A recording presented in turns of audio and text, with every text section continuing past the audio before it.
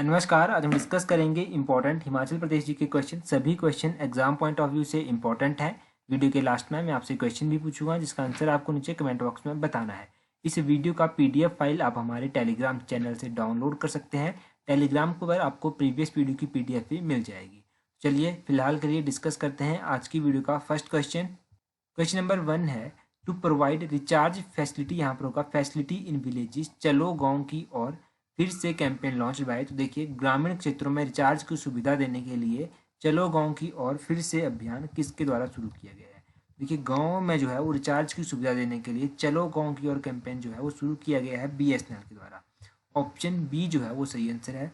देखिए जब से जो है वो केंद्र सरकार ने क्या किया है, केंद्र सरकार ने जितने भी टेलीकॉम कंपनीज के रिचार्ज हैं उन सभी को एसेंशियल सेवाओं में दर्ज कर दिया। तो एसेंशियल सेवाओं में शामिल करने के बाद बीएसएनएल के द्वारा ये कदम उठाया गया है कि चलो गांव की ओर फिर से अभियान हम लॉन्च करेंगे और इस अभियान में जो है पंचायत का जो प्रधान होगा उसको बीएसएनएल साथी बनाया गया है। बीएसएनएल रिचार्ज साथी उसमें उसको बनाया गया है, ये भी याद रखिए।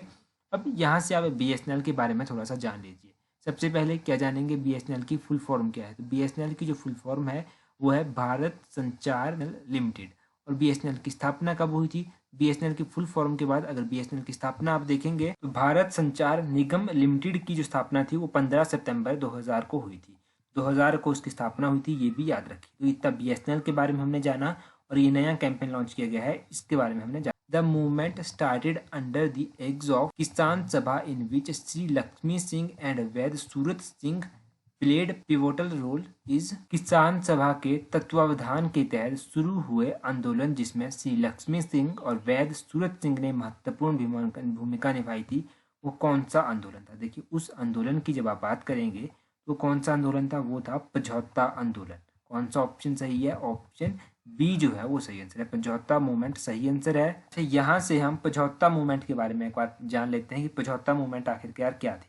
देखिए क्विट इंडिया मूवमेंट आपको पता है 42 में हुई थी, तो उसी के विस्तार के दौरान जो था ये पझौता मूवमेंट सामने आई थी और ये किसान सभा के अंडर आज सामने आई थी। किसान सभा के अंडर सामने आई थी और इसके मेन लीडर जो थे वो थे सूरत वैद सिंह, उनकी पत्नी सुनहरी देवी और लक्ष्मी सिंह। तो ये तीन नाम भी आप याद रखिए, तीनों नाम इंपॉर्टेंट है। अब इम्पॉर्टेंट मूवमेंट की बात आई तो सिरमौर प्रजामंडल जो था वो 1939 में एस्टेब्लाइज किया गया था। कुछ और भी मूवमेंट हैं जिनको हम एक बार डिस्कस कर लेते हैं। नालागढ़ आंदोलन जो था वो 1877 में हुआ था। भागल विद्रोह 1905 में हुआ था। डोडरा कवार विद्रोह 1906 में हुआ था। कुनिहार किसान आंदोलन 1920 में हुआ था। चंबा सेवक संघ की स्थापना 1936 में हुई थी। धामी प्रेम प्रचारिणी सभा 1937 में बनी थी। भागल प्रजामंडल 1938 में और कुनिहार प्रजामंडल 1939 में। ये बेसिक से आंदोलन है, इन आंदोलन को आप याद रखिए। नेक्स्ट क्वेश्चन है सदरी अ ट्रेडिशनल ड्रेस, इसको जैकेट भी बोलते हैं, used by main and women of which area.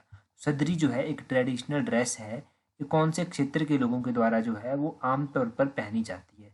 इस क्वेश्चन का ऑप्शन डी सही आंसर है, कोटगढ़ और कुमारसेन। तो कोटगढ़ और कुमारसेन शिमला के ये एरिया है, शिमला के एरिया में ये सदरी और सदरी ड्रेस जो है इसको जैकेट बोलते हैं। वैसे सदरी मैन और वुमेन दोनों इसको पहनते हैं।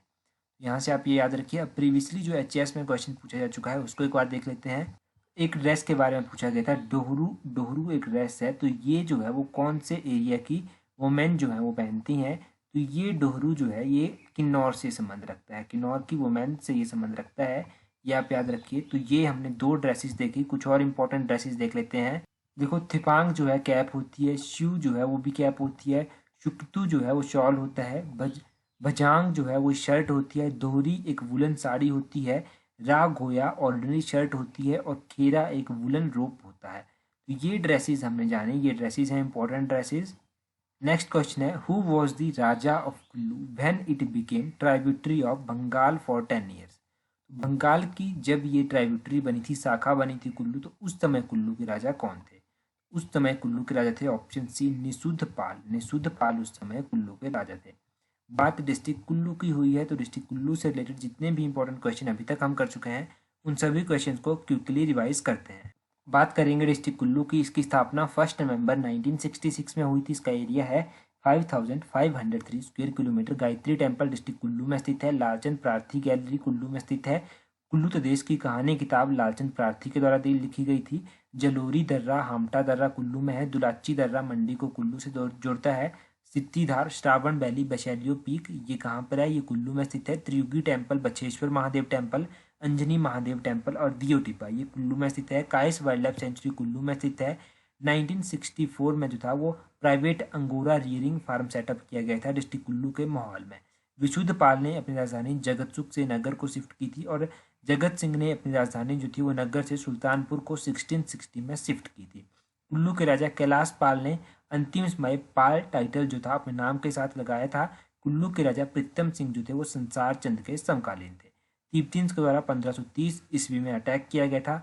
माना जाता है कि कुल्लू के राजा जो थे वो प्रयाग से आए थे और कुल्लू के राजा उस समय राजा रुद्रपाल थे जब स्पीति के राजा राजेंद्र सेन ने आक्रमण किया था।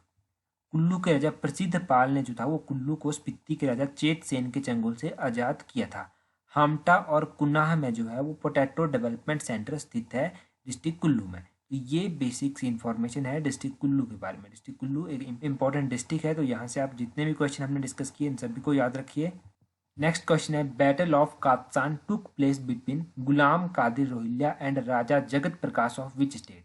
तो कात्सान का युद्ध जो था वो गुलाम कादिर रोहिल्ला और राजा जगत प्रकाश के बीच में हुआ था। राजा जगत प्रकाश जो थे वो किस रियासत के राजा थे, तो राजा जगत प्रकाश जो थे वो सिरमौर के राजा थे। ऑप्शन सी सही आंसर है। यहाँ से याद रखिए कि सिरमौर के राजा के बीच में और गुलाम कादिर रोहिल्ला के बीच में ये कात्सान का युद्ध हुआ था। अच्छा, अब ये युद्ध हुआ था। अच्छा, यहाँ से हम कुछ इंपॉर्टेंट बैटल जो है, कुछ इंपॉर्टेंट युद्ध जो है वो डिस्कस कर लेते हैं। देखिए, एक इंपॉर्टेंट युद्ध है बैटल ऑफ नदौन। तो बैटल ऑफ नदौन जो थी वो बिलासपुर के राजा भीमचंद के बीच में हुई थी और मुगलों के बीच में हुई थी। उस टाइम जो था वो भीमचंद का साथ गुरु गोविंद सिंह ने दिया था और मुगलों का साथ जो था, मुगलों का नेतृत्व कर रहे थे अलीफ खान और अलीफ खान का साथ दिया था कांगड़ा के राजा ने। तो ये हो गया बैटल ऑफ नदौन के बारे में। बैटल ऑफ नदौन के बाद बैटल ऑफ ढलोग जो है वो इम्पोर्टेंट है। ढलोग एक नाम है जो कि ढलौज के समीप स्थित है। देखिए, ढलोग की बैटल जो थी वो हुई थी राजा जनार्दन जो कि चंबा के राजा थे और राजा जगत सिंह जो कि नूरपुर के राजा थे। तो 1623 में ये बैटल हुई थी। और बैटल ऑफ भंगाणी भी इम्पोर्टेंट है, ये 1686 में हुई थी। बैटल ऑफ भंगाणी 1686 में हुई थी। इसमें गुरु गोविंद सिंह और कहलूर के राजा भीमचंद के बीच में ये हुई थी। अब इस बैटल में जो था वो हिंदूर के राजा मारे गए थे। हिंदूर नालागढ़ का नाम था। तो नालागढ़ के कौन से राजा मारे गए थे, तो नालागढ़ के राजा हरिचंद जो थे वो गुरु गोविंद सिंह के द्वारा मारे गए थे। तो ये आप याद रखिए इस बैटल के बारे में। तो ये कुछ इंपॉर्टेंट बैटल हमने डिस्कस की। कौन कौन सी battle, battle of Bhangani, battle of Dhalog, battle of Nadaun, battle of Katsan. तो ये इंपॉर्टेंट बैटल आप याद रखिए। नेक्स्ट क्वेश्चन है, Manimahesh temple of Chamba district built in which architect style. तो चंबा का जो मणिमहेश मंदिर है, मणिमहेश एक फेमस मंदिर है, तो ये जो था कौन से आर्किटेक्ट स्टाइल में बना हुआ है। चंबा का मणिमहेश जो है वो नगर आर्किटेक्ट स्टाइल में बना है। ऑप्शन बी जो है वो सही आंसर है। अब मणिमहेश टेम्पल डिस्ट्रिक्ट चंबा का नगारा आर्किटेक्ट स्टाइल में बना हुआ है। अब यहाँ से आप याद रखिए कि ये मेरू वर्मन के द्वारा बनाया गया था। चंबा के राजा मेरू वर्मन ने इसको बनवाया था। यहाँ से भी हम कुछ इंपॉर्टेंट क्वेश्चन डिस्कस करेंगे। देखिए, डिस्ट्रिक्ट चंबा के इंपॉर्टेंट टेम्पल हैं, उन टेम्पल्स के बारे में हम जानते हैं। डिस्ट्रिक्ट चंबा का हरिराय टेम्पल है। हरिराय टेम्पल जो है वो लॉर्ड विष्णु को डेडिकेटेड है। ये शिखर स्टाइल में बना हुआ है। शक्ति देवी टेम्पल ये डिस्ट्रिक्ट चंबा के छतरारी में स्थित है। ये पेंट रूफ आर्किटेक्ट स्टाइल में बना हुआ है। लक्ष्मी देवी टेम्पल ये डिस्ट्रिक्ट चंबा में स्थित है और ये मंदिर भी जो था वो राजा मेरू वर्मन के टाइम में ही बना था। पेंट रूफ आर्किटेक्ट स्टाइल में ये बना हुआ है। गणेश टेम्पल भी है एक। गणेश टेम्पल डिस्ट्रिक्ट चंबा के भरमौर में स्थित है। ये मेरू वर्मन के द्वारा ही बनवाया गया था और ये पैरामिड आर्किटेक्ट स्टाइल में बना हुआ है। नरसिंह टेम्पल जो है, नरसिंह टेम्पल शिखर आर्किटेक्ट स्टाइल में बना हुआ है। तो ये इंपॉर्टेंट टेम्पल जो है याद रखिए। एक टेम्पल बच गया, लक्ष्मी नारायण टेम्पल। तो लक्ष्मी नारायण टेम्पल डिस्ट्रिक्ट चंबा का शिखर आर्किटेक्ट स्टाइल में बना हुआ है। इसको बनवाया था साहिल वर्मन ने। तो ये इंपॉर्टेंट टेम्पल हमने डिस्कस किए। कौन कौन से, Harirai temple, Shakti Devi temple, Lakshman Devi temple, Lakshmi Narayan temple, Narsingh temple, Ganesh temple, Manimahesh temple. इन सभी टेम्पल के आप आर्किटेक्ट स्टाइल याद रखिए, क्योंकि एग्जाम पॉइंट ऑफ व्यू से इंपॉर्टेंट है और किसके द्वारा ये बनवाए गए थे ये भी याद रखिए। नेक्स्ट क्वेश्चन है, what percentage of total state domestic product was generated by agriculture and allied sector during the year 2017-18, तो 2017-18 में जो है एग्रीकल्चर और उससे संबंधित जो क्षेत्र हैं उन क्षेत्रों का कितना प्रतिशत योगदान रहा है राज्य घरेलू उत्पादन में। तो देखिए 8.8%, ऑप्शन डी जो है वो सही आंसर है। 8.8% सही आंसर है। इंपॉर्टेंट क्वेश्चन है। 8.8% योगदान रहा है एग्रीकल्चर और एलाइड सेक्टर का। अब एग्रीकल्चर से जब रिलेटेड क्वेश्चन आप देखेंगे तो 2011 की जनगणना के लिए हमें जाना पड़ेगा।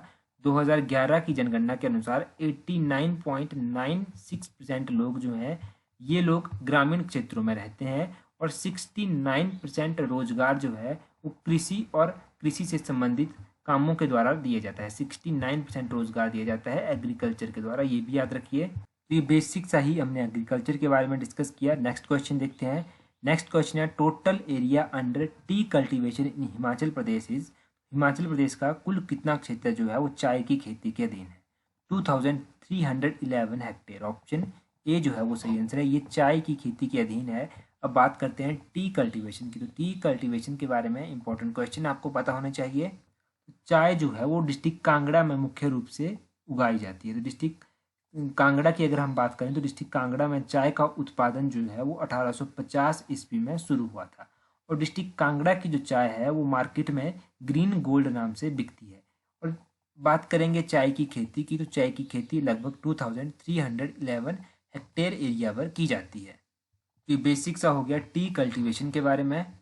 Next question, on which item more than 50% of the first 5-year plan expenditure incurred in Himachal Pradesh after it became part C state. तो हिमाचल प्रदेश जो है वो पार्ट सी स्टेट बना था। तो पहला जो 5-year प्लान था उसमें 50% एक्सपेंडिचर जो था वो कहाँ पर खर्च किया गया था। 50% एक्सपेंडिचर जो था वो खर्च किया गया था कहाँ पर, रोड, यहाँ पर है रोड कंस्ट्रक्शन के ऊपर। ऑप्शन बी जो है वो सही आंसर है। रोड कंस्ट्रक्शन के ऊपर ये व्यय किया गया था। तो पहला 5-year प्लान जो था वो 1951 में चला था, 1951 से लेकर 1956 तक। दूसरा 5-year प्लान जो था वो 1956 से लेकर 1961 तक था। दूसरे 5-year प्लान की हमने यहाँ पर बात की है। देखिए पहला और दूसरा 5-year प्लान, तो पहले 5-year प्लान के बारे में अगर मैं आपको बताऊँ तो इसको हारोद दोमर मॉडल भी कहा जाता है, इसके ऊपर ही बेस्ड है। और पहले के बारे में ये हो गया, दूसरे के बारे में आप याद रखिए कि पीसी मेहलनोबिस मॉडल के ऊपर ये बेस्ड है। और अगर हम बात करेंगे तीसरे 5-year प्लान के बारे में, इस 5-year प्लान को जो है वो गादगिल योजना भी कहा जाता है। 5-year प्लान जो है वो 1966 से लेकर 1969 तक चला था और इस ड्यूरेशन को जो है वो क्या कहा जाता है, इस ड्यूरेशन को जो है वो प्लान हॉलिडे भी कहा जाता है। तो ये आप याद रखिए कि 1966 से लेकर 1969 का जो पीरियड है उसको प्लान हॉलिडे कहा जाता है। तो ये इम्पोर्टेंट जाना हमने 5-year प्लान के बारे में। आपके लिए जो आज का क्वेश्चन है वो है world heritage day every year celebrated on. तो वर्ल्ड हेरिटेज डे प्रत्येक वर्ष कब मनाया जाता है।